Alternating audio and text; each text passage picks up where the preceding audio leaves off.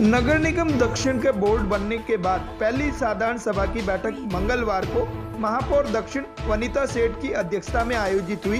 बैठक में शहर के विकास को लेकर विस्तार से चर्चा की गई, साथ ही कई प्रस्ताव को भी पास किया गया। बैठक की शुरुआत जिन नगर निगम के कार्मिकों और पूर्व पार्षद, विधायकों व पूर्व विधायक, मंत्री व पूर्व मंत्री गण के निधन व शोक संवेदना व्यक्त की गई और 2 मिनट का मौन रखकर श्रद्धांजलि अर्पित की गई।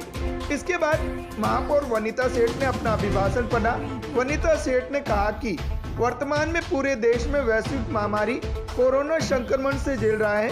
संक्रमण के कारण इस दौर में जिला प्रशासन, चिकित्सा कर्मी, नगर निगम कर्मचारी, पुलिस कर्मी अग्रिम पंक्ति में रहकर काम कर रहे हैं, जो प्रशंसनीय है। ये दुकान तो हमारी, हम कहाँ बैठेंगे? आप लोग नहीं बैठेंगे, हम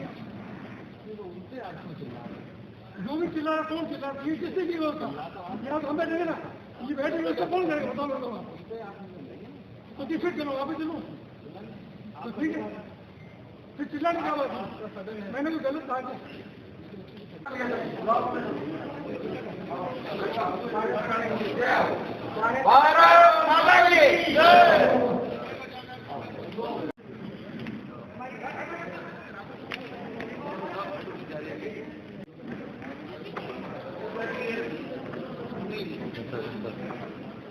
श्री योगेश जगदीश तीव्र तेरा हम लोग आज ये संबंध में जो निर्णय पहली स्थिति में हमने इसलिए निर्णय एमएलए साहब पर हाथ ये कैसा निर्णय लेगी सैंक्शन में क्या लोग कह रहे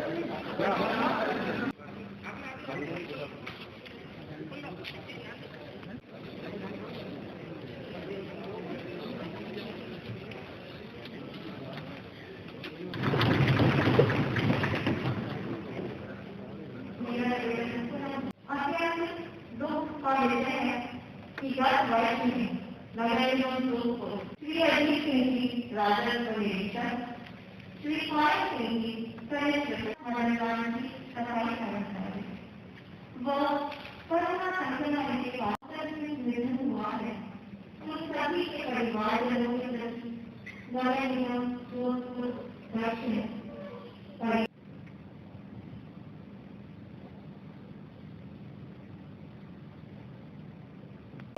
हम तो इंसान कांग्रेस पार्षद है, कांग्रेस के जो पार्षद है वो बड़ा बहिष्कार कर रहे हैं। कांग्रेस पार्टी किसान आंदोलन, किसानों की समस्या हम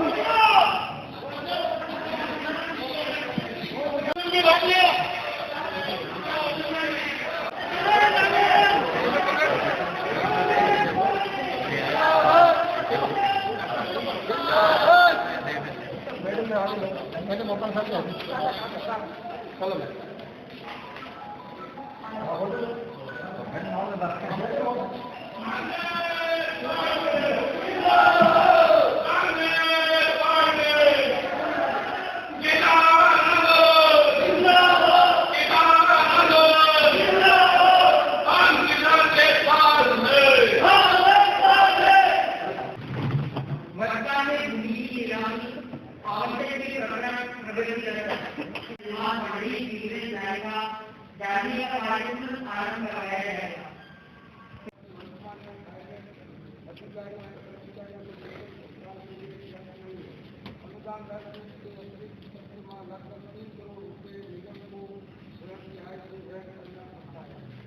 सड़कों पर है, जो हमारा अन्नदाता है वो सड़कों के ऊपर है और झारखंड का स्वच्छ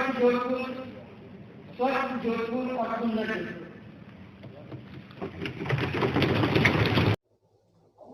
आज हमारे बोर्ड की फर्स्ट मीटिंग थी और हमारे यही जनरली प्रस्ताव थे, क्योंकि दक्षिण की एक तो सरकार ने ये तय किया था कि दक्षिण और उत्तर की आय में दक्षिण रेवेन्यू कलेक्ट करे और उत्तर को दे, जबकि बोर्ड ने ये प्रस्ताव पास किया है कि नहीं, हम अपनी आय का व्यय भी अपने क्षेत्र में ही करेंगे, क्योंकि विकास कार्य हमें भी उतने ही करने हैं जितने उत्तर को करने हैं।